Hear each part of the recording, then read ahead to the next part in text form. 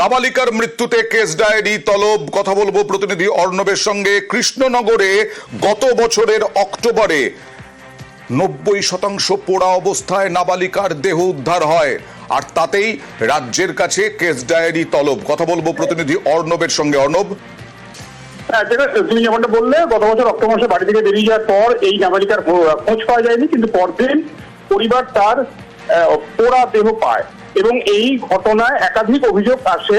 Police তদন্ত করছিল এবং সেই পুলিশের তদন্তে যে চার্জশিট দেওয়া হয়েছে সেখানে আত্মহত্যার তথ্য সামনে আনা হয়েছে। এই জায়গায় পরিবারের তরফে কলকাতা হাইকোর্টে মামলা করা হয় এবং পুলিশের তদন্তকে অনাস্থা দেখানো হয়। বিচারপতি তীর্থঙ্কর ঘোষ মামলার শুনানি চলাকালীন বলেন, যে নথি আসছে আদালতের সামনে তাতে তো এটা মনে হচ্ছে কোনো যৌন হয়রানি বা হেনস্থার কোনো চিহ্ন দেখা যায়নি বা মেলেনি। এই অবস্থায় ভিত্তিতে তাহলে তারা সিবিআই তদন্ত বা নিরপেক্ষ চিট তদন্ত চাইছে। তখনই এই নাবালিকা মারা যাওয়া যে পরিবারের তরফে যে আবেদন করেছিলেন, আইনজীবী বলেন 90% একটা নাবালিকা পুড়ে গিয়েছিল। এই অবস্থায় তার শরীরের অংশ থেকে যে তথ্য নমুনা নিয়ে তার যৌন হেনস্থা খোঁজার দরকার ছিল সেই কাজটাই করা হয়নি। এরপরে কেস ডায়েরি তলব করলেন বিচারপতি এবং 24শে মার্চ কেস ডায়েরি চেয়ে পাঠানো হয়েছে।